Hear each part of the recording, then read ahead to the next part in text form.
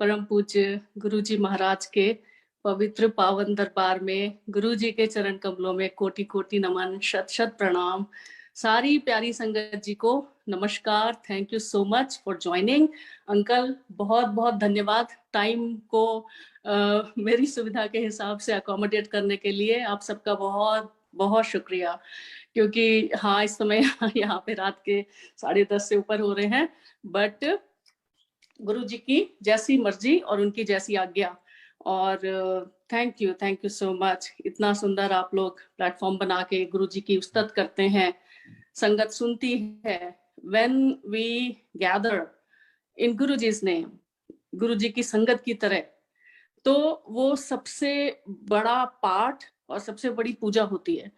और सब कुछ गुरु जी डिसाइड करते हैं। ही इज द ओनली डूअर। तो आज के सत्संग के लिए भी बहुत बहुत शुक्राना गुरु जी का, आप सभी का, जिन्होंने ये बहुत ही सुंदर मौका दिया गुरु जी की उस्तत करने का। क्योंकि गुरु जी ने ही, गुरु जी के श्रीमुख के वचन है कि अपने गुरु की उस्तत करना सब तो बड़ा पाठ। तो अगर कुछ भी और करने के लिए नहीं कहा, जो करवाना होता है वो अपने आप से करवा ही लेते हैं। हमें उनका नाम लेते जाना है, उनकी उस्तत करते जाना है। इतना सीधा सहज सरल मार्ग तो बहुत ही बिरले लोगों को मिलता होगा। नहीं तो कितनी तपस्याएं, कितने कर्म कांड, कितनी क्रियाएं, पता नहीं क्या क्या। क्योंकि मैं खुद उस लाइन से रही हूँ, इसलिए मुझे पता है कि अदरवाइज क्या होता है। तो गुरुजी महाराज के श्री चरणों में प्रणाम करते हुए, गुरुजी से आज्ञा लेके आज का ये सत्संग शुरू करते हैं। ओम श्री गणेशाय नमः। और आज बहुत सुंदर दिन है, वसंत पंचमी का, माता सरस्वती जी की पूजा का, आराधना का दिन है। आज सरस्वती पूजा का दिन यहाँ यूएस में तो अभी चल ही रहा है। और आज के दिन का बहुत ही सुंदर ये अवसर है कि आज जो है बसंत पंचमी, सरस्वती पूजा के दिन ये सुंदर सत्संग गुरुजी ने करवाया। और since I belong to Allahabad, जहाँ सबसे बड़ा ये पर्व जो इस समय चल रहा है, जिसको कहते हैं आस्था का महापर्व, जो होता है माघ स्नान। माघ स्नान और जो कुंभ और महाकुंभ होता है, तो माघ स्नान जो होता है, इसमें इस महीने में, माघ के महीने में गंगा यमुना सरस्वती के पवित्र जो संगम है, वहां पे श्रद्धालु स्नान करते हैं। और आज के दिन भी बसंत पंचमी का भी बड़ा स्नान माना जाता है। जैसे अभी मौनी अमावस्या का था, अब अगला शिवरात्रि का होगा। तो ये आज का दिन वैसे ही बहुत ही खास है मेरे लिए स्पेशली, क्योंकि प्रयाग मेरा जन्म स्थान है और मैं प्रयाग में पली बढ़ी हूँ। इलाहाबाद यूनिवर्सिटी से ही पढ़ाई किया, क्लिनिकल साइकोलॉजी में मास्टर्स किया वहां से। तो इलाहाबाद ऑफ कोर्स मेरे दिल के सबसे ज्यादा करीब है, प्रयाग। और गुरु जी का जो पावन पवित्र सानिध्य मिला, तो मुझे लगता था संगम, प्रयाग, सारे तीर्थ अब गुरु जी के ही पास है, गुरु जी के चरणों में ही है। क्योंकि एक, जब भी आपको गुरुजी बुलाते हैं, एक बात तो ये तय है कि गुरुजी खुद बुलाते हैं। कॉलिंग गुरुजी की हमेशा होती है, क्योंकि we are not even capable of even knowing about him. हमें किसी में इतनी सामर्थ्य नहीं है कि हम उनके बारे में, बात तो बहुत दूर की बात है, उनके बारे में जान भी सके। सोई जनहि जिनो दे ही जनाई, वो ही जान सकता है जिसको आप जानने देना चाहते हैं। तो उन खुशकिस्मतों में से हम भी थे जिनको गुरुजी ने थोड़ा बहुत, क्योंकि उनको पूरा जान पाना हमारी कल्पना से भी परे है। अगम अगोचरा तेरा अंत न पाया, वो ऐसे ही नहीं है शब्दवाणी। उनका अंत, उनका आरंभ कोई नहीं जान सकता। लेकिन जितना वो जानने देना चाहते हैं हमें, उतना वो अलाउ करते हैं, उतना रिवील करते हैं अपने को। और किस लेवल पे करते हैं वो डिपेंड करता है कि आपकी पात्रता, और दूसरी चीज उनकी ग्रेस। अगर पात्रता नहीं है तो भी चलेगा, कोई बात नहीं, doesn't matter. There is no like कोई कंडीशंस नहीं है, there is no prerequisite for that. कोई एलिजिबिलिटी क्राइटेरिया नहीं है कि आपने ये कोर्सेज किए हो, जैसे कुछ और स्पिरिचुअल कोर्सेज होते हैं तो उसमें सर्टेन लेवल्स होते हैं कि you have to pass level 1 then proceed to level 2 and all. यहाँ ऐसा कुछ नहीं है। यहाँ सिर्फ गुरुजी महाराज की कृपा, ग्रेस, उनकी एक नजर वो चलती है और कुछ भी नहीं। तो वो कृपा की नजर, वो दया दृष्टि हम पे भी हुई। And I consider all of us actually very very fortunate जिन्हें इस जन्म में गुरुजी मिले। अब मैं पहली बात तो कि गुरुजी के साथ, गुरुजी के दरबार में time and space does not exist, it never existed. तो जो भी सत्संग है, these are not memories, ये memories नहीं है। This is Guruji's love and his blessings still continued, still present, very much present with us। ये बीता हुआ समय नहीं है, ये अभी भी है, as it is है, क्योंकि समय काल उसकी गणना हम इंसान, हम मनुष्य करते हैं, गुरुजी के दरबार में नहीं चलता वो समय। Anyway, this is I think वो metaphysical aspect of my journey with Guruji है। लेकिन अभी हम बात करेंगे सिर्फ और सिर्फ जो जैसे गुरुजी ने दिखाया इस जन्म में और इस तरह से इस समय में, उसकी बात करते हैं। क्योंकि पिछला तो हम में से किसी को नहीं मालूम कि कौन सा जन्म था, कहाँ गुरुजी ने हमें संभाला, कितने जन्मों से संभाला। हालांकि गुरुजी कहते थे कि जब तुम मेरे सामने आते हो तो मैं तुम्हारी सोल देखता हूँ, और एक फ्रैक्शन ऑफ सेकंड में गुरुजी स्कैन कर लेते थे कि एज अ सोल आपकी क्या जर्नी है, whatever you have done in your previous lives, wherever you have been, whatever you have gone through, सब कुछ।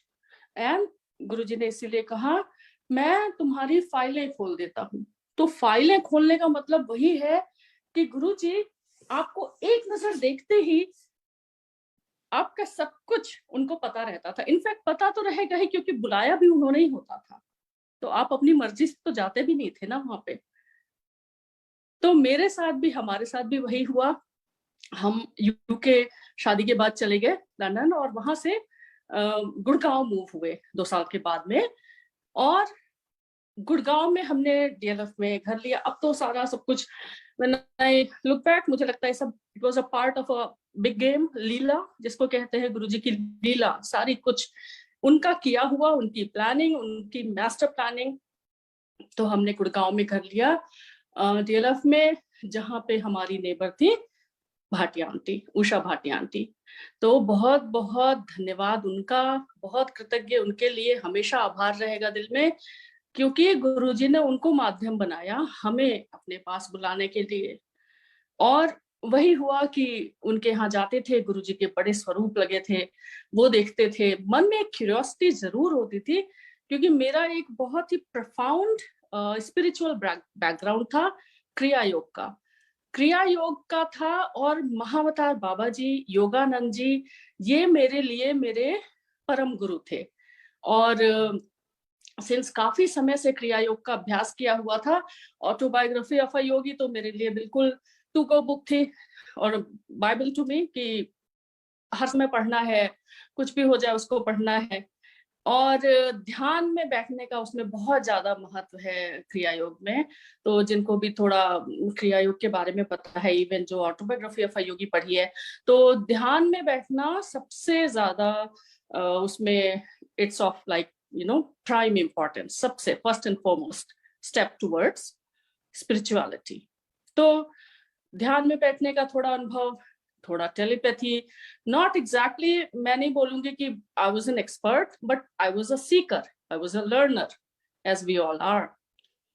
एंड महावतार बाबा जी को लेके मेरे मन में बहुत बहुत डिवोशन था, और अप टू अ पॉइंट कि मुझे हर समय उनकी तलाश रहती थी, क्योंकि मुझे लगता था कि बाबा जी ने ये खुद ही कहा है ऑटोबायोग्राफी ऑफ अ योगी में कि वो अजर अमर हैं, उन्होंने शरीर नहीं छोड़ा है, तो वो कहीं ना कहीं भक्तों को दर्शन देते हैं।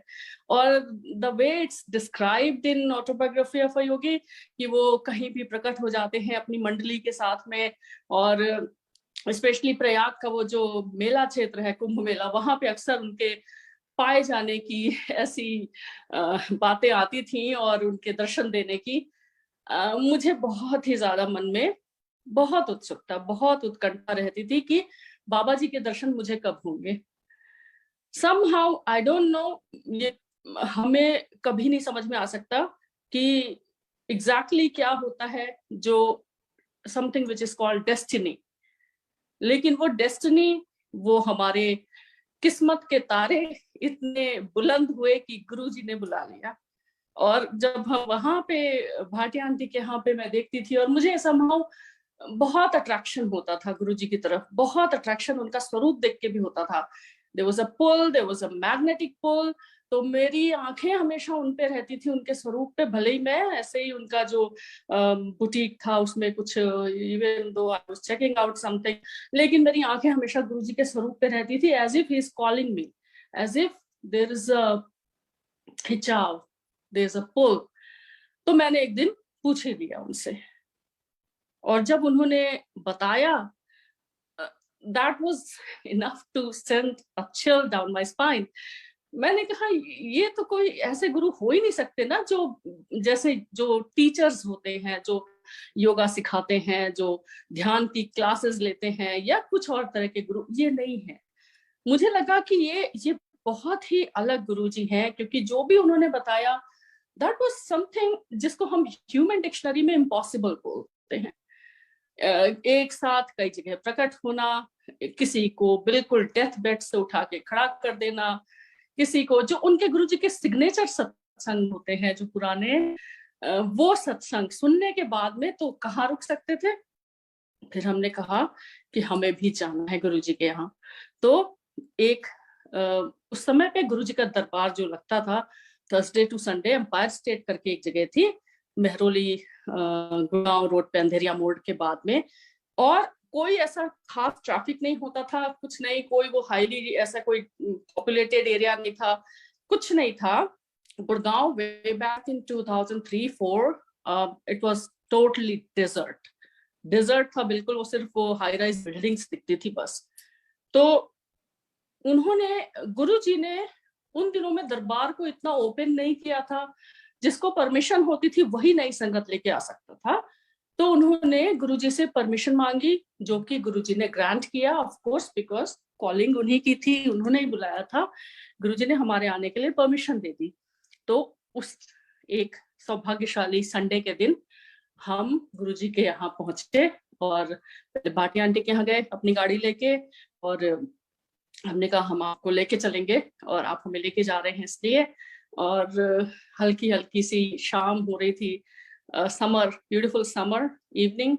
और जब गाड़ी गेट पे लगाई और अंदर की तरफ, तो वो एक यात्रा जो है जिसको मैं बोलती हूँ, वो यात्रा शायद वो कितने जन्मों की यात्रा, कितने जन्मों की यात्रा, एक जो सोल की होती है अपने परमात्मा से मिलने के लिए, वो एक आत्मा से परमात्मा के पहुंचने तक की यात्रा जो होती है, वो यात्रा, क्योंकि वो पहले दर्शन थे उनके, जो कोई नहीं भूल सकता। It's so deeply embedded on your psyche, nobody can forget that, nobody, कि वो पहले दर्शन गुरु जी के क्या थे।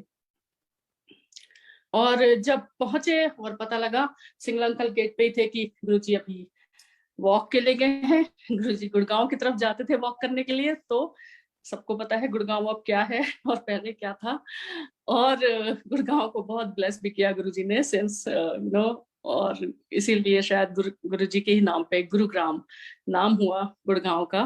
तो of course I am still मैं I consider myself lucky कि गुड़गांव में ही गुरु जी ने हमें ब्लेस किया, वो घर जो ब्लेस किया वो भी है। तो जब पहुंचे गुरु जी के यहाँ, तो सिंगला अंकल गेट पे थे, उन्होंने कहा गुरु जी वॉक करने गए हैं। और जब अंदर हम बैठे जाके, तो मैंने कई बार ये शेयर किया है कि बहुत ही अद्भुत था सब कुछ। वो 3 सीढ़ियां नीचे उतर के जो बेसमेंट, और उसमें रेड कारपेट पूरा बिछा हुआ है वॉल टू वॉल, एक किचन के सामने एक साइड बोर्ड रखा हुआ है, एंड आप टर्न करेंगे टुवर्ड्स योर राइट तो गुरु जी का सिंहासन रखा हुआ है, और उसके पीछे एक बड़ी सी ग्लास विंडो, जिसमें से बाहर से गुरु जी के दर्शन होते थे। बाद में कितनी बार वहां खड़े होके जब हाथ धोते थे, बकेट से जब पानी लेके कोई हाथ धुला रहे होते थे सेवादार, और वहां से खड़े होके गुरुजी के इतने दिव्य दर्शन होते थे। गुरु जी का जो पवित्र मस्तक है, सर है, वो बिल्कुल शिवलिंग की तरह पीछे से दर्शन गुरु जी के होते थे गद्दी पे बैठे हुए। उस समय कहाँ पता था कि ये सब कभी सपना हो जाएगा। और जब अंदर पहुंचे, थोड़ी देर बाद जब गुरुजी आए, और गुरुजी जब आके से हैंडसम, डैशिंग, बिल्कुल कैरिज्मेटिक, फास्ट फास्ट कहाँ से आके प्रकट हो गए जल्दी से, और आके अपनी उसी वो किचन के सामने वाली साइड बोर्ड पे एक पैर के ऊपर पैर रख के बैठ गए। Black trousers, T shirt, Bush shirt, not T shirt, and sneakers, sport shoes. और जब संगत जो भी थी वहां पे 8-10 लोग, वो उनकी तरफ जाने लगे, तो even then I could not understand कि यही गुरुजी है। क्योंकि गुरुओं की इमेज तो बहुत अलग होती है, वो दाढ़ी वाले कोई बाबा जी, रुद्राक्ष पहने हुए, भगवा कपड़े पहने हुए। इवन तो मैंने उनका स्वरूप देखा था, तो भी गुरुजी कैसे आपका माइंड ब्लैंक कर देते हैं, कैसे आपको एकदम शून्य कर देते हैं, और कैसे आपके दिमाग की चाबी गुरुजी के पास होती है। तो आप सोचते भी वही है जो गुरुजी आपके दिमाग में डालते हैं। And I have so many examples of this, so many. तो वही किया गुरुजी ने, कुछ दिमाग की चाबी उनके पास, और कुछ घुमाया उन्होंने पूरा एम्प्टी, और मुझे समझ ही नहीं आया कि ये गुरुजी है। मतलब ऐसे गुरुजी इतने सुंदर, इतने इतने डैशिंग, इतने यंग, और यहाँ तो कुछ और ही कल्पना थी कि कोई बाबा जी होंगे और थोड़ा अलग माहौल होगा।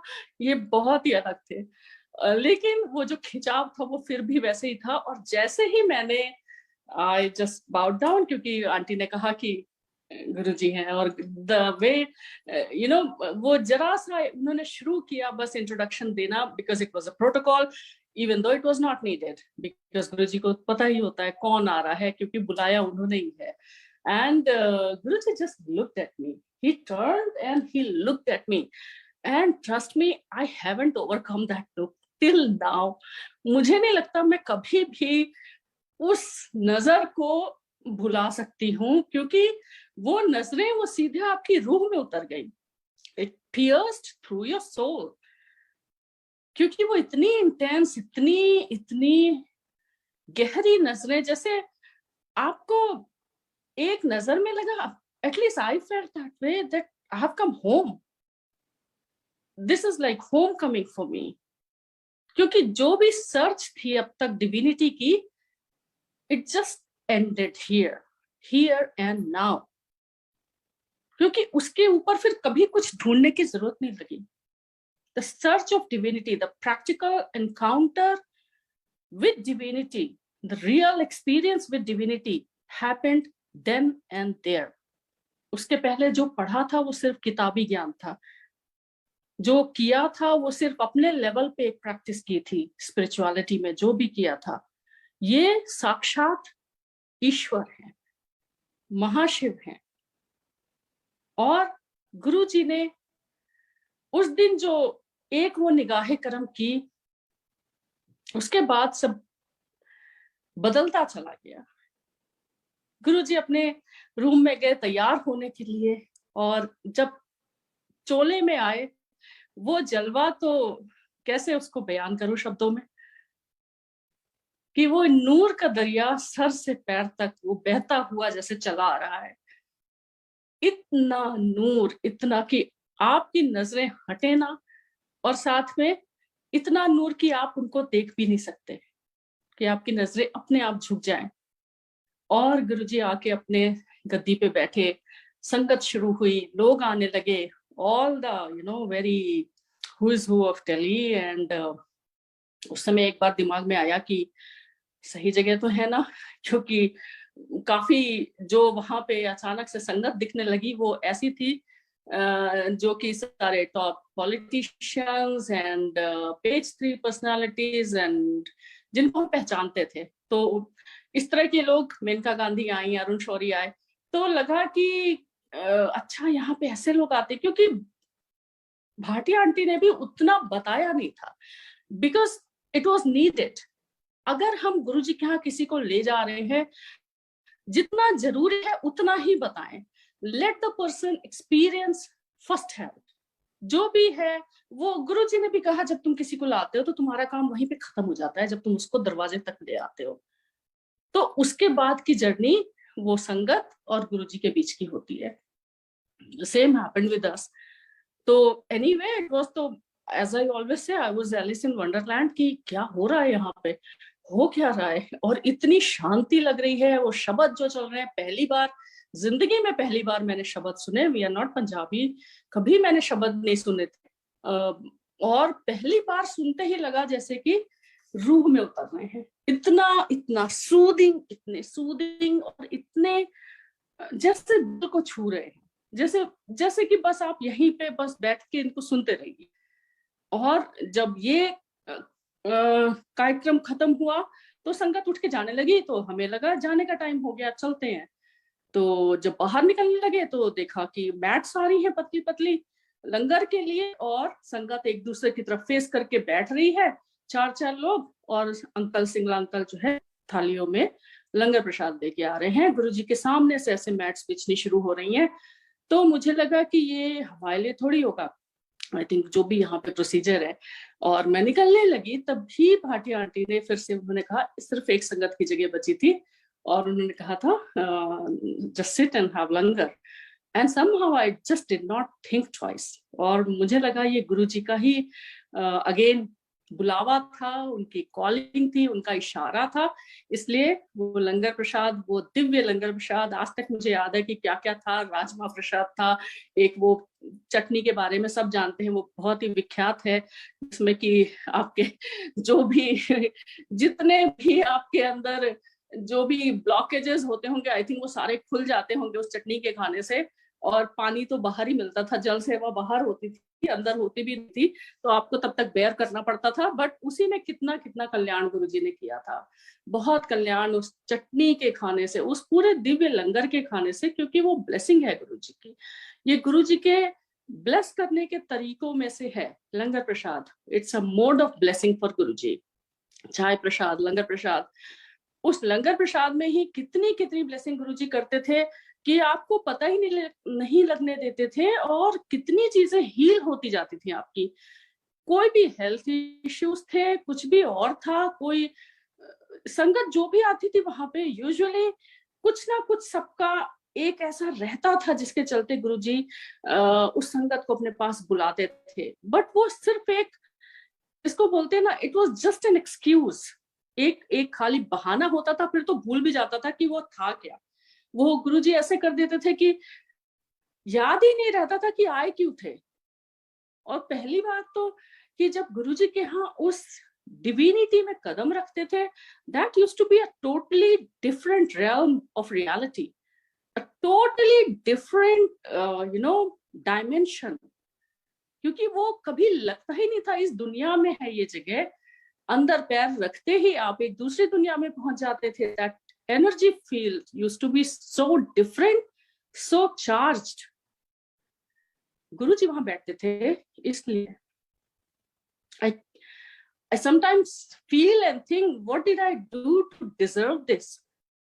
ये कौन से कर्म किए कि we could breathe in the same air, we could be in the same room with him. हम वहां थे जहां पे वो थे। गुरुजी ने कहा था, तुम्हें नहीं पता कितने जन्मों की तपस्या लगती है जब तुम मेरे सामने आते हो, जब तुम्हें मेरे दर्शन होते हैं। इतनी इतनी आसानी से, इतनी सहजता से इतना बड़ा खजाना मिल गया।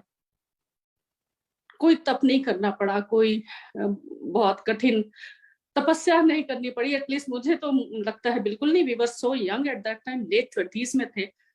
कौन सी ऐसी तपस्या की या क्या किया, पाठ किया, पूजा किया, इतना तो रिलीजन भी नहीं, इतनी रिलीजियस कोई भी संगत नहीं थी वहां पे। कोई भी नहीं ऐसा था जो बहुत रिलीजियस रहा हो, स्पिरिचुअल या मे बी रिलीजियस। गुरुजी ने सारे वहमों से निकाल दिया। जो गुरुजी के यहाँ सूफी कलाम बहुत चलते थे, उसमें अमीर खुसरो का भी है एक, छाप तिलक सब चीनी। तो जो आता जाता था वो भी गुरुजी के यहाँ जाके भूल गया था। ना कोई व्रत, ना कोई पूजा अलग से, ना कोई पाठ, सिर्फ गुरुजी के यहाँ जाना और वही एक पूजा बन गई थी। इवन तीर्थ स्थान, मंदिर जाना है तो गुरुजी आपको खुद ही भेज देंगे, नहीं तो ऐसा कुछ अलग से करने की जरूरत नहीं थी। एक तो ये था कि गुरुजी बात बहुत कम करते थे। गुरुजी के सामने आप जाते थे तो वैसे ही आप बिल्कुल ब्लैंक हो जाते थे, मौन हो जाते थे, क्योंकि गुरुजी के सामने जाते ही आपकी सारी सोच जैसे बिल्कुल बदल जाती थी। याद ही नहीं रहता था कि कुछ पूछना है या गुरुजी से कुछ आज बताना है। फिर उतना ही याद रहता था जितना गुरुजी आपको चाहते थे कि आपको याद आए। तो मुझे एक दो इंसिडेंट्स ऐसे याद है कि जो भी कुछ दिमाग में होता था, Guruji definitely used to read our minds, और वो कहीं ना कहीं से उसका एक रिएश्योरेंस मिल जाता था, not because it was needed, just because it was Guruji's Leela again, जिससे कि हमें एक थोड़ा सा रिएश्योरेंस मिलता रहे कि हाँ Guruji he can read our mind, he can उनके वहां होने भर से कितनी कितनी चीजें अपने आप पटरी पे आती जा रही थी। और शुरुआती दौर में ही मुझे याद है कि गुरुजी तांबे का लोटा गड़बी ब्लेस करके देते थे, और नॉट टू एवरीबॉडी अगेन और अगेन कि गुरुजी किसको देंगे वो गुरुजी डिसाइड करते हैं, और क्यों देंगे वो भी गुरुजी डिसाइड करते हैं। तो हम कभी पूछ भी नहीं सकते थे कि गुरुजी ने क्यों दिया, और उनको दिया तो हमें क्यों नहीं दिया, और कोई सवाल जवाब नहीं। जो गुरुजी करते थे उसके पीछे बहुत कुछ होता था, बट गुरुजी उसको खुद जानते थे, और हमें कभी ऐसी जरूरत लगी भी नहीं है एक्चुअली पूछने की, कि कोई ऐसा सवाल आता ही नहीं था मन में, फालतू का कोई सवाल आता नहीं था इस टाइप का। तो गुरुजी ने मुझे भी कुछ दिनों बाद ही गड़बी लाने के लिए बोल दिया। गड़बी ले आई। गुरुजी बहुत जल्दी बोल के थोड़ा इधर उधर देखने लगते थे, तो याद ही नहीं रहता। फिर लगा कि दोबारा पूछे, लेकिन गुरुजी से दोबारा पूछने की हिम्मत बिल्कुल नहीं होती थी, और मैं बाहर आ गई। फिर मैंने आंटी को बोला, उन्होंने गड़बी लाने को बोला है, कुछ गड़बी ये सब मुझे पता नहीं था गड़बी क्या होता है। तो उन्होंने कहा अच्छा फिर तो आप लेके जाओ कॉपर का लोटा, टम्बलर, बहुत ब्लेस्ड हो आप, गुरुजी ने आपको बोला है। समहाउ समथिंग हैपेंड, हम जा नहीं पाए, उसके बाद कुछ तो भी हुआ, लेकिन मैं गड़बी नहीं लेके गई। और उसके बाद हमारे एक रिलेटिव थे आरके पुरम में, तो उन दिनों में गुरुजी कभी कभी किसी के घर में जाते थे, और जब किसी के घर जाते थे गुरुजी, तो that used to be a very private affair, क्योंकि उसमें फिर गुरुजी जो है कुछ ही संगत को परमिशन देते थे आने के लिए, और यूजुअली जो होस्ट कर रहे हैं उनके फ्रेंड्स एंड फैमिली, या जिसको गुरुजी स्पेशली बोले वो जाते थे। तो हम उनके फ्रेंड्स एंड फैमिली वाले ग्रुप में थे, बट इवेंचुअली ये गुरुजी की मर्जी होती है कि कौन कहाँ आएगा और गुरुजी उसे कैसे ब्लेस करेंगे। तो हम भी गए, एंड सबसे बड़ी बात कि मुझे हमेशा ये I just used to wonder कि गुरुजी के आसपास मौसम इतना अच्छा कैसे रहता है, कि वो इतनी गर्मी में भी इतना सुहाना मौसम कैसे हो गया कि काले काले बादल छा गए बिल्कुल। और बाहर गुरुजी ने खुद से कहा कि पार्किंग लॉट में सत्संग करो। तो पार्किंग लॉट में वो गर्मी के दिन में आप सोच सकते हैं कि दिल्ली में क्या हालत होती है। कोई ना एसी चलेगा ना कूलर चलेगा, कोई काम नहीं। लेकिन गुरुजी ने ऐसा माहौल, ऐसा मौसम बना दिया कि बिल्कुल काले बादल, हल्का हल्का सा बिल्कुल जैसे उजाला अंधेरा। और मुझे अच्छी तरह याद है वो सैटरडे का दिन था, और गुरुजी व्हाइट चोले में आए, और गुरुजी ने जो गुरुजी का सिंहासन था वो पार्किंग लॉट के बीच में एक स्टेज लगवाया था, वहां पे रखा हुआ था। और उस दिन गुरुजी ने खुद से कहा था कि लंगर का मेन्यू रहेगा इडली डोसा एंड सांबर चटनी, ये साउथ इंडियन मेन्यू गुरुजी ने खुद से बताया था। तो क्योंकि ये बात हमारी वो आंटी जो थी उन्होंने हमें बताई कि गुरुजी ने खुद से कहा है इस मेन्यू के लिए, तो एक काउंटर लगा के वहां पे फिर मिला था संगत को।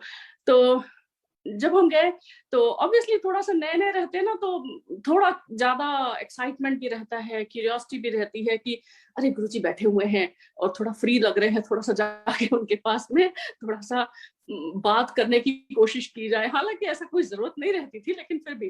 तो जैसे ही मैं गई और मैंने गुरुजी के चरणों में सर रखा और कुछ कहने के लिए मुंह खोला, उसके पहले गुरुजी ने फिर ऐसे देखा मुझे और इस बार थोड़ा फर्मली बोला, गड़वी ले आई, गड़वी लाने को बोला है ना। And I was stunned, I was so stunned, क्योंकि मुझे लगता था मैं तो यहाँ बिल्कुल नई हूँ, टोटली न्यू, और यहाँ इतने बड़े बड़े लोग आते हैं और इतने पुराने पुराने लोग आते हैं, इतनी पुरानी संगत, इतने सारे लोग आते हैं, इतनी सारी संगत आती है, और गुरुजी को ये याद है मेरे बारे में कि उन्होंने मुझे गड़वी लाने को बोला है। एंड दैट डे, वो जो पहले दिन वाला डाउट था मन में कि यहाँ तो ऐसे लोग आते हैं, बहुत बड़े बड़े लोग आते हैं, वो भी खत्म हो गया, क्योंकि गुरुजी की नजर हम सब पे रहती है, हम में से हर एक पे रहती है, नो मैटर आप कहीं भी हो। अगर गुरुजी ने आपको बुलाया है अपने दरबार में, तो ये जानिए कि वो आपको जानते हैं।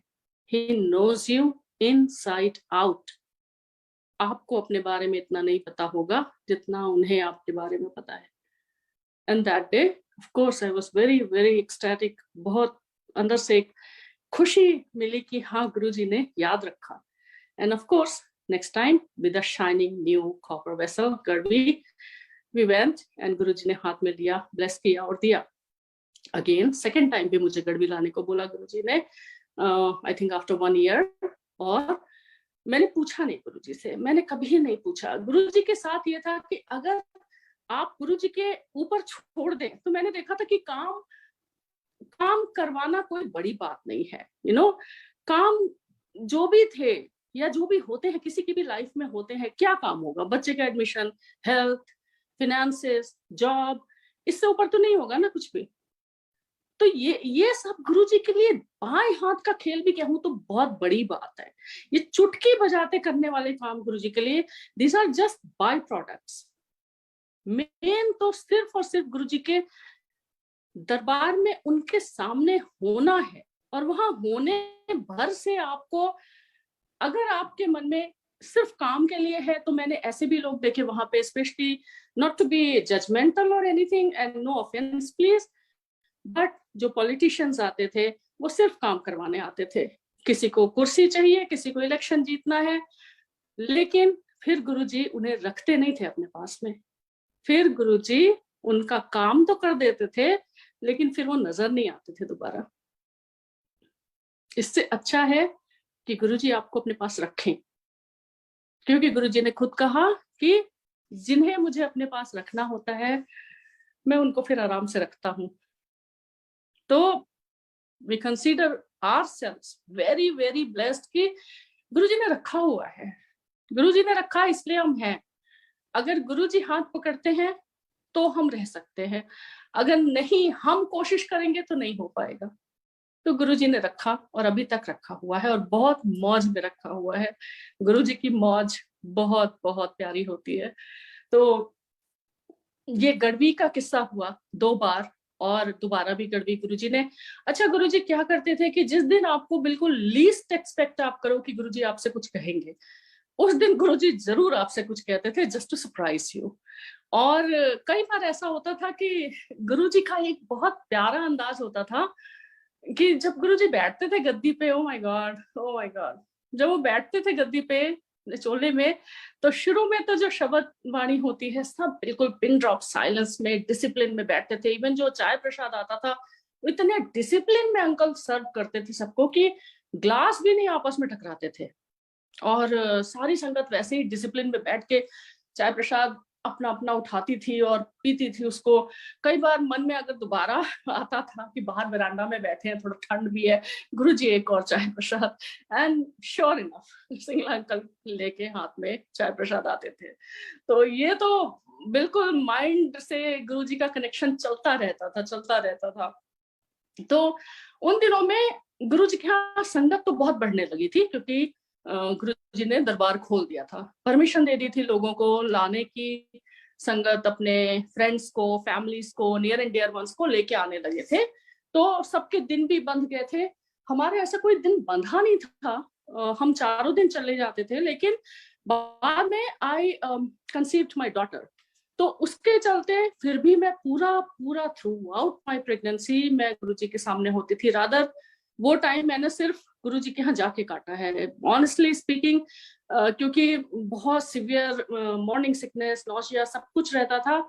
और आई रिमेम्बर कि थ्रू आउट द डे अगर मैंने कुछ भी नहीं खाया है, because I used to throw up everything, और मैं गुरुजी के सामने हम जाते थे, लंगर आता था, आई डोंट नो हाउ वो मैं पूरा लंगर आराम से खा लेती थी। रादर उसमें मैं देखती थी सिंगला अंकल 2 चपातियां लेके और आ रहे हैं, और वो भी रख देते थे, और उसके बाद भी I never felt anything like that.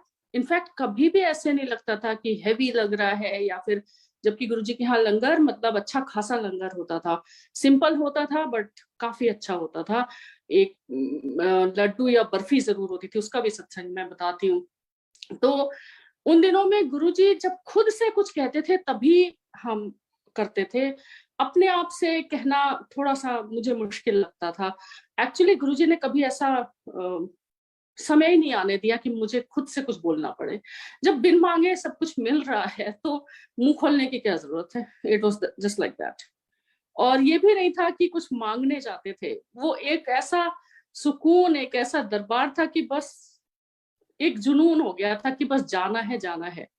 तो शुरुआती दौर में ही फिर हमने एक नई गाड़ी खरीदी थी एस्टीम, और हम पहले ही दिन उसको गुरुजी के यहाँ लेके गए, और जैसे ही गुरुजी के चरणों में मेरे अंकल ने चाबियां रख दी, नॉट कि हम कुछ सोच के ऐसा गए थे, लेकिन वो अगेन जैसे गुरुजी आपके दिमाग में थॉट डालते हैं। तो जैसे ही रखी और गुरुजी बड़े मुस्कुरा के बोले, वो गड्डी ले ली, सानू भी ले ले। तो बड़ा ही एक हमें समझ ही नहीं आया कि हम क्या बोले मतलब। और बट श्योर इनफ कि गुरुजी खुद उस गाड़ी के साथ, डेफिनेटली हमारा बहुत बहुत ऐसा एक्सपीरियंस रहा कि कई बार ऐसा लगा कि गुरुजी खुद ड्राइविंग सीट पे हैं। और आज तक लगता है, आज तक यही लगता है कि ड्राइविंग सीट पे गुरुजी ही रहते हैं। We are just co passengers and we just sit and enjoy the ride called life. क्योंकि गुरुजी अगर ड्राइविंग सीट पे हैं तो ड्राइवर सीट पे तो बाकी चीजें कोई चिंता करने की जरूरत ही नहीं रहती है, बहुत आराम से गुरुजी सब कुछ करते हैं। तो anyway, so back to those days. तो जब सेकेंड टाइम मैं गड़बी लेके गई थी, उस दिन इतना खचाखच भरा हुआ दरबार था, ऊपर संगत बैठती थी, सीढ़ियों पे बैठती थी, मैं अक्सर सीढ़ियों पे बैठा करती थी। इनफैक्ट ऊपर जाने के लिए तो बहुत ही जल्दी बोल दिया गया था, तो पहले नहीं अच्छा लगा कि ऊपर जाके तो दिखाई भी नहीं पड़ेंगे गुरुजी, लेकिन ऐसा सोचना गलत था। गुरुजी की नजरें आप सब पे होती थी, आप पीछे बैठो, ऊपर बैठो, सीढ़ियों पे बैठो, वरांडा में बैठो, कहीं भी बैठो। और बाद में एक्चुअली पता लगा गुरुजी अपग्रेड करके ऊपर भेज देते हैं, तो थोड़ा सुकून मिला, ओके गुड। और उस दिन मैं पिलर के पीछे बैठी हुई थी किचन के सामने, मैंने हाथ में गड़वी ली हुई थी, पहले मैं ऊपर बैठी थी, तो वहां पे शब्द बाणी चल रही थी, बिन रस चाके फूट गई सगली। और मैंने देखा एकदम सब ध्यान में है, पिन ड्रॉप साइलेंस है, और वो शब्द की लाइन मेरे कानों में जो पड़ी वो बिल्कुल दिल में उतर गई, और मेरे हाथ में गड़वी थी। मैंने कहा how symbolic it is, how symbolic, बिन रस चाखे फूट गई सगली।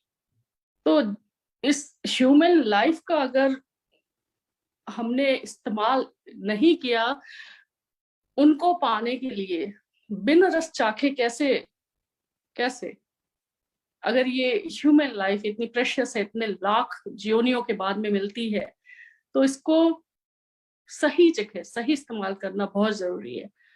तो एनीवे, जब मैं नीचे आई तो लंगर का टाइम शुरू हो गया था, और मैं गड़वी हाथ में लेके पिलर के पीछे बैठी थी। अब मैंने देखा कि गुरुजी की तो नजर भी नहीं पड़ेगी मेरे ऊपर कि मैं हाथ में ये गड़वी लेके बैठी हुई हूँ। एंड दैट वेरी मोमेंट गुरुजी का एक बहुत प्यारा सिग्नेचर डिवाइन हैंड मोमेंट होता था, सबको याद होगा, हाथ का इशारा, ये ऐसे करके बुलाने वाला। और उन्होंने बुलाया, और मैं वहां से भागती हुई आई, और उन्होंने घड़ी को अपने हाथ में लेके फिर से ब्लेस करके मुझे दिया। तो कितनी बार ऐसा होता था, मैं मन में सोचती थी और गुरुजी उसी समय उस चीज को ऐसा कर देते थे कि समझ में आ जाता था कि गुरुजी को पता है कि आप मन में क्या सोच रहे हैं। एक बार चाय प्रसाद आ रहा था, और एक आंटी थी, तो वो मुझे बड़ी अच्छी लगती थी, वो ऐसे दुपट्टा बिल्कुल, आई थिंक वो कक्कड़ अंकल जो थे उनकी wife, I don't know, I am not very sure, क्योंकि सिंगला अंकल की वाइफ जो आंटी थी उनको तो मैं अच्छे से पहचानती थी। और ये जो आंटी थी ये गले में ऐसे दुपट्टा डाल के इतने प्रॉपरली सेवा करती थी और एक बड़ी सी बिंदी लगा के, और जब वो मेरे सामने चाय प्रसाद लेके आई तो मैंने एक एक झलक, जैसे तो यूजुअली आंखें बंद ही रहती थी, और मैंने एक बार ऐसे उनको देखा, मैंने कहा कितनी अच्छी आंटी है। एंड दैट वेरी मोमेंट वो शब्द चला, इन्हीं की कृपा से सजे हम हैं। Oh my God, I was like, okay, the whole environment used to respond to your thought, to your frequency, to your vibration. वो पूरी वाइब्रेशन आपसे बिल्कुल रेजोनेट करती थी, आपके अंदर के इनर जो एनवायरनमेंट है उससे। तो कितनी बार ऐसा होता था। एक बार मेनका गांधी आती थी aunty, I used to admire her a lot actually growing up in my teenage years and all that in college life, you know, she used to be my role model, so I was kind of, you know, secret admirer of her. And then मैंने उनको देखा, मुझे अच्छा भी लगा काफी। वो गुरुजी के बिल्कुल गद्दी के पीछे बैठती थी और वहां पे बस बैठी रहती थी चुपचाप। तो मैं उस समय लंगर के 3 राउंड होते थे, तो एक राउंड निकलता था, फिर एक राउंड बैठ जाता था आपस में। अच्छा, लंगर में कोई कहीं भी बैठ सकता था, कोई भी कहीं भी बैठता था, जरूरी नहीं था कि आप अपनी फैमिली के साथ बैठे। कहाँ अंकल हैं कुछ पता ही नहीं लगता था, जो सामने है उसी के साथ में बैठना है आपको। एंड अगेन गुरुजी प्लान करते हैं कि आप किसके साथ बैठ के लंगर खाएंगे, बिकॉज अगेन वो गुरुजी को पता होता है किसके साथ आपका क्या है, कार्मिक लेन देन जो भी है। लंगर खिला के साथ में पता नहीं क्या क्या गुरुजी काटते थे। और वही हुआ कि मैं सेकंड राउंड के लिए बाहर निकल रही थी। थर्ड राउंड तक आते आते कक्कड़ अंकल बाहर से आवाज लगाते थे, लास्ट कॉल फॉर लंगर। वो आके जोर से वरांडा से आवाज लगाती थी, लास्ट लास्ट कॉल फॉर लंगर। तो हम यूजुअली थर्ड राउंड तक रुके रहते थे जानबूझ के, so that we could spend more time there, जिससे हमें थोड़ा और टाइम वहां पे स्पेंड करने को मिले। बाहर गुरु जी के बारे में सत्संग सुनते रहते थे, क्योंकि यूजुअली लोग छोटे छोटे स्मॉल ग्रुप्स में, इतना फॉर्मली तो नहीं बट इम्प्रॉम्प्टू ऐसे सत्संग शेयर करते थे। तो मैं निकल रही थी और मैंने देखा कि गुरुजी के जस्ट बगल में मेनका आंटी बैठी हैं और सारी संगत बैठ चुकी है, और मुझे फिर से वही एक जो था वो थॉट मन में आया।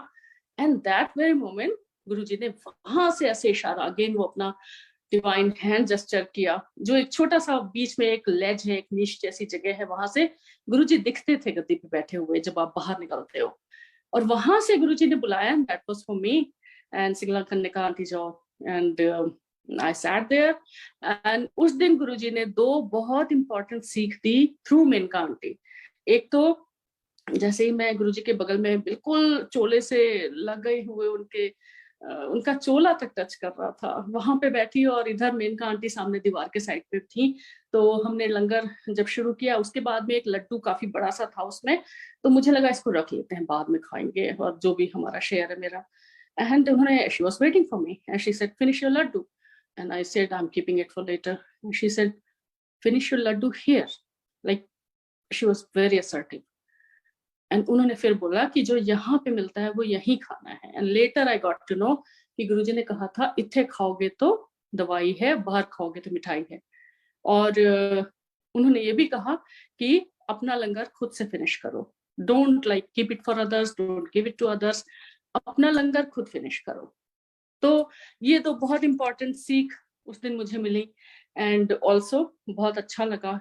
और ऐसे ये बहुत बहुत सुंदर जर्नी गुरुजी के साथ शुरू हुई। बड़े मंदिर जाना शुरू हुआ, क्योंकि बड़े मंदिर का तो सबको पता है वो शिवलोक है। और जब पहली बार गए थे तो पता नहीं, वो रास्ते भर गुड़गांव से लग रहा था कितने जंगल में कहाँ जा रहे हैं, बियाबान जंगल, कोई दुकान नहीं है, कोई वो 1-2 जो टिवोली गार्डन और इस टाइप के फार्म हाउसेस थे उसको छोड़ के। और जब वहां गए तो जैसे स्वर्ग से महल उतर आया हो नीचे, इतना जगमगाता महल। गुरुजी का बर्थडे था। अच्छा, 2004 का जो गुरुजी का बर्थडे था उसमें हंसराज हंस आए थे, और मुझे अभी तक याद है कि गुरुजी कैसे मौसम बदल देते थे, कि उस दिन हल्के हल्के बादल थे और बूंदाबांदी हो रही थी, और सारा इंतजाम खुले में था मंदिर में। सारा इंतजाम जो है, बाहर स्टेज लगा था गुरुजी का, उनके परफॉर्मेंस की जगह बाहर थी हंसराज हंस के। और अचानक से लगा कि बहुत तेज बारिश आने वाली है, और फिर ये लगा जब हम मंदिर पहुंचे कि अगर इतनी बारिश आएगी तो क्या होगा, क्योंकि पूरा प्रोग्राम खुले में है। और गुरुजी आए जब मंदिर में, उन्होंने कदम रखा था और किसी ने कहा था उनसे, उन्होंने बस आसमान की तरफ देखा था गुरुजी ने, और उसके बाद बिल्कुल बारिश नहीं हुई थी। इनफैक्ट वो एक बिल्कुल अमृत वर्षा जैसी जो धीमी धीमी ड्रिजल होती है खाली, वो हुई थी। और मुझे याद है उन्होंने फर्स्ट लाइन ही हंसराज हंस जी ने ये बोली कि ये जो सिली सिली आंधी है हवा, कि वो बिल्कुल सीली हवा वैसी ही वाली थी बिल्कुल। तो और जब हम लौट के गुड़गांव गए तो हमने देखा कि वो इतनी बारिश हर जगह हुई है, वाटर लॉगिंग हो रखी है हर जगह। तो शिवलोक जो है गुरु जी का बड़ा मंदिर, वो इस धरती पे स्वर्ग है, no doubts about it. And वहां पे गुरु जी ने बहुत बहुत शक्तियां रखी हैं अपनी पूरी संगत के लिए। गुरु जी तो उनको कोई जरूरत नहीं थी, उन्होंने कभी कुछ भी अक्यूमुलेट नहीं किया, कुछ लिया नहीं किसी से, कुछ भी नहीं। इवन जो रेमेडीज बताई संगत को, अगर बताई तो वो जनरलाइज्ड नहीं होती थी। वो किसी संगत को कुछ कहते थे, किसी को कुछ कहते थे, किसी को अगर कुछ करने के लिए बोला तो वो सिर्फ उसके लिए होता था। That was never for general sangat कि ये जनरलाइज है और सबको करना है। There was never any run out of the mill kind of remedy और फॉर्मूला फॉर एनीवन। जिसका जैसा मर्ज वैसा इलाज, गुरुजी ऐसे करते थे। और जब बड़े मंदिर में जाना हम लोग का शुरू हुआ तो हमें पता लगा कि यहाँ पे गुरुजी ने बहुत तप किया है। और कहाँ किया है? कुटिया में। और कुटिया क्या है? कुटिया सिर्फ एक जनरेटर रूम है। एक बार मैं उसके अंदर गई थी और मैंने कहा ओ माय गॉड, ये इतना छोटा सा जनरेटर रूम, इसको गुरुजी ने अपने तप के लिए रखा, और बाकी इतना बड़ा शिवलोक, इतना बड़ा मंदिर गुरुजी ने संगत के लिए बनवाया। गुरुजी ने खुद कहा था कि मंदिर तो मैं तुम लोगों के वास्ते बनवा रहा हूँ, मेरे लिए तो मेरी कुटिया ही बहुत है। तो इतने सुनहरे, इतने इतने अच्छे जो golden days हैं। Again, these are not memories because the love continues, the blessings, they are still here. They have gone nowhere, and Guruji is still here because the connection is here. Even जब गुरुजी ने समाधि ले ली थी, for a brief period of time we all were shattered, devastated, orphaned, but वो एक connection गुरुजी ने फिर से इतनी जल्दी फिर से रिकनेक्ट किया, फिर से एस्टेब्लिश किया कि हमें उसके बाद लगा नहीं फिर कि हम गुरुजी से अलग हैं।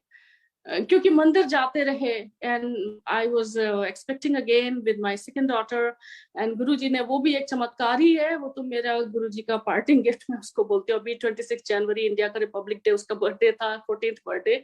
तो जिस दिन गुरुजी ने लास्ट संगत की थी 27 मई को 2007 में, उस दिन हम गए थे, क्योंकि गुरुजी बुलाते हैं आपको, घर से लेके बुलाते हैं अगर आपको वहां होना है तो। And I was not keeping very well those days, but still again वो calling इतनी strong होती है कि आप कुछ और नहीं सोचते हो। और बस गुरुजी के यहाँ गए, बट मैंने अपने इस पूरे दौरान गुरुजी को सिर्फ 2 बार गुस्सा करते हुए देखा, थोड़ा नाराज देखा किसी के ऊपर। वैसे गुरुजी कभी भी नहीं। मैं तो जब भी जाती थी गुरुजी इतने ह्यूमरस वे में, किसी संगत से पूछा कितों आई, उसने कहा नोएडा, नोएडिया, और सारे हंसने लग पड़े। ऐसे करके गुरुजी बात करते थे। जब स्पेशली लंगर के बाद वाला टाइम होता था तो इतना अलग माहौल हो जाता था। वो फिर पंजाबी फोक सॉन्ग्स, जैजी भी, जिन्हें मेरा दिल लुटिया, वो चलने लगते थे, और नुसरत साहब की कवालियां। तो वो गुरुजी बहुत ही अलग रहते थे, लेकिन और मुझे इतना कंफर्टेबल कर देते थे। कभी कुछ बोल देते, अक्सर ही गुरुजी जब गुरुजी के सामने जाते थे तो 2-3 बार ऐसे हुआ, गुरुजी अचानक से आपको नजरें उठा के देख के कुछ ऐसा बोल देते थे जो सिर्फ आपको पता होता था, and you used to be like totally stun, zapped, बिल्कुल कि गुरुजी को पता है। और फिर गुरुजी इधर उधर देखने लगते थे, आपको ऐसा जता के कि जैसे कुछ हुआ ही नहीं है। और ऐसा हुआ मेरे साथ 2-3 बार। और एक और होता था कि गुरुजी के सामने जब आज्ञा लेने के लिए लाइन लगती थी तो गुरुजी ऐसे देखते थे कि पीछे वाली संगत पे नजर पड़ती थी उनकी, और जैसे ही आप उनके सामने पहुंचते थे सडनली वो कुछ ऐसा करते या कहते थे कि लगता था वो आपका ही इंतजार कर रहे हैं, as if he is waiting for you, as if he is there for you, as if you are there for him. एक बार ऐसे ही हम गए और गुरुजी ने बस, उनकी वो नजरें नहीं भूलती, जब वो नीचे देखते देखते अचानक से आपको ऐसे ऊपर देखते थे और हमारे हाथ में एक शादी का कार्ड पकड़ा दिया। मेरे अंकल और मैं थे साथ में, और एक शादी का कार्ड दे दिया हमारे हाथ में, ऊपर देख के ऐसे मुस्कुराते हुए, वो डिवाइन मुस्कुराहट। और उस शादी में हमें पता ही नहीं था कि ये कौन लोग हैं, लड़का लड़की किसी के बारे में नहीं पता था, लेकिन सिंस गुरुजी ने दिया था और संगत की शादी थी किसी की, गुड़गांव में, I think park plaza hotel में थी, और हम लोग वहां पे गए क्योंकि गुरुजी ने कहा था। और एक बार शिवरात्रि के आसपास हम गुरुजी के सामने पहुंचे, गुरुजी ने फिर ऊपर देखा और कहा बड़े मंदिर आई शिवरात्रि पे। तो गुरुजी ऐसे करते थे जैसे लगता था कि वो आपके लिए प्लान कर रहे हैं everything, he is just sorting out your life, he is planning everything for you, he is the master planner, he is the doer, and he is in charge of your life, your destiny, everything. He has got the control आपके हाथ में नहीं है। तो समाधि के पहले 27 मई हम गुरुजी के यहाँ जब गए तो 2 बार मैंने गुरुजी को सिर्फ थोड़ा नाराज देखा था। एक बार तो मेरे सामने ही एक अंकल को उन्होंने आई थिंक गड़वी लाने के लिए बोला होगा, और वो गड़वी जो लेके आए वो शायद उतनी साफ या नई नहीं थी, क्योंकि गड़वी used to be like it was supposed to be new and at least shining. तो उन अंकल को गुरुजी ने थोड़ा गुस्से में बोला, हालांकि गुरुजी की डांट भी बहुत किस्मत वालों को मिलती है, तो गुस्से में उन्होंने कहा काली गड़वी में कहीं ब्लेसिंग जाएगी, दफा हो जा। वो अंकल तो चले गए, मैंने गुरुजी को देखा, इतना गुरुजी का फेस बिल्कुल गुस्से में रेड हो गया था। और दूसरी बार मैंने देखा जब 27 मई को गुरुजी का लास्ट संगत डे था एम्पायर स्टेट में, ही वॉज नॉट, गुरुजी अपने यूजुअल सेल्फ में नहीं थे उस दिन भी, इतने रेस्टलेस, इतने अनईजी लग रहे थे, क्योंकि यूजुअली गुरुजी के सामने जाते ही जो गुरुजी की वाइब्रेशंस हैं वो पूरी संगत पे नजर आती थी, वो पूरी संगत पे वो झलकती थी, पूरी संगत के चेहरे खिले हुए रहते थे गुरुजी की उस आभा से, उस दिव्य आभा से, जो अंकल ने ट्रांसलेट की है, दिव्य आभा। और उस दिन लेकिन गुरुजी बहुत उखड़े हुए लग रहे थे, and somewhere call it sixth sense or gut feel or whatever, I knew in my mind something is not right. और लौटते समय भी वो खुशी नहीं लग रही थी जो हमेशा गुरुजी के यहाँ से लौटते समय एक जैसे बाउंस एकदम स्टेप्स में आ जाता था कि क्लाउड 9 पे जा रहे हैं, ऐसा लगता था। उस दिन हेवी हार्टेडली हम लोग वापस आए थे, और इतनी संगत थी कि बाहर जहाँ पे शूज रखते थे वहां तक जो है लंगर की मैट्स बिछी थी। तो एनीवे, तो उस दिन के बाद गुरुजी ने समाधि ले ली। हमें पता लगा we could not attend the last rites, जो भी गुरुजी का बड़े मंदिर में हुआ था, we just didn't go there because we didn't know. I think again Guruji की लीला, क्योंकि वो नहीं चाहते थे कि मैं इस तरह से देखूं। मेरे लिए गुरुजी आज भी वैसे ही गद्दी पे बैठे हुए हैं, वैसे ही संगत को ब्लेस कर रहे हैं, वैसे ही स्माइल कर रहे हैं, वैसे ही अपनी नजरों से देख के निहाल कर रहे हैं, वैसे ही मैंने गुरुजी को हमेशा ऐसे ही देखा है। और उसके जस्ट बाद में I came to know, I am expecting I think 10 days के अंदर गुरुजी की समाधि के बाद में, एंड ठीक 9 months के बाद गुरुजी का वो 27 मई को लास्ट डे था, 26 January my daughter was born. तो Guruji kept me busy in that and clinic work and everything. Then Guruji sent us here in 2011, और यहाँ लाके गुरुजी ने पूरा अगेन सब कुछ रीएस्टेब्लिश कर दिया, सत्संग शुरू करा दिए, इतनी संगत जोड़ी, इतनी संगत जुड़वाई यहाँ पे कि आज डालस संगत बहुत like leaps and bounds, by leaps and bounds, it's growing every day. सब गुरुजी की मेहर है, सब गुरुजी की ब्लेसिंग है। सो कितना बखान करें। I think this whole life ये कम है गुरुजी का बखान करने के लिए, गुरुजी की उस्तत करने के लिए। बट अगेन, जितना वो चाहेंगे उतना जरूर, और जब भी चाहेंगे, जैसे भी चाहेंगे, क्योंकि he is the only doer and we are nothing and nobody is worthy. We all are not worthy of his love. No, we are not. But God doesn't call the worthy ones. He calls you and makes you worthy. And Guruji is God. So thank you so much. Shukrana, Guruji. Thank you is a very very small word, but human dictionary, human language, इससे ज्यादा आता नहीं है। So thank you, शुक्राना गुरुजी। संगत जी बहुत बहुत धन्यवाद। अंकल आपका बहुत धन्यवाद, आपने लाइट ऑफ डिविनिटी का हिंदी ट्रांसलेशन किया है। मुझे याद है कि लाइट ऑफ डिविनिटी जब पहली कॉपी मिली थी मंदिर के बाहर, मैं थी उस लाइन में, मुझे 3 कॉपीज मिली थी लाइट ऑफ डिविनिटी की, और मैंने तीनों कॉपीज संभाल के रखी हुई थी। एक दे दी, 2 मेरे पास अभी भी है, वो फर्स्ट एडिशन मेरे पास है। और उसके बाद आपकी दिव्या आभा आई थी, और मैंने जब लाइट ऑफ डिविनिटी वो दे रहे थे मंदिर के काउंटर पे उस दिन रात में, तो उनको फर्स्ट क्वेश्चन किया था, हिंदी में भी है क्या अंकल, हिंदी में है क्या? क्योंकि मुझे लगा मैं इलाहाबाद जाऊंगी तो अपनी ग्रैंड माँ को दूंगी। मैं, अंकल हिंदी में भी है क्या? तो उन्होंने कहा नहीं नहीं आंटी, हिंदी में तो नहीं है अभी। And that very day I think you were chosen, you know, to do the translation of the Hindi version. So you are a very, very chosen one, uncle, for that. Thank you so much. जय गुरु जी, शुक्राना गुरु जी। Aunty बहुत बहुत शुक्राना आपका, बहुत धन्यवाद। गुरुजी का भी बहुत धन्यवाद इतना सुंदर सत्संग सुनाने के लिए। और मुझे पता है कि रात वहाँ पे काफी हो रही है इस समय, मेरे ख्याल इट्स पास्ट 11:30, अबाउट मिडनाइट। हाँ जी, 11:40 है। कोई बात नहीं। आप गुरुजी अक्सर देर तक रोकते थे, बड़े फंक्शंस में तो बहुत देर हो जाती थी लौटने में भी, शिवरात्रि पे या बड़े फंक्शंस में, तो कभी ऐसा लगता नहीं था कि लेट हो गए। तो इवन संडे नाइट हम कितना लेट लौटते थे, but no Monday morning blues कभी नहीं होते थे, कभी भी नहीं। तो गुरुजी की एनर्जी होती है, गुरुजी अपने आप से चार्ज कर देते हैं। कोई बात नहीं अंकल,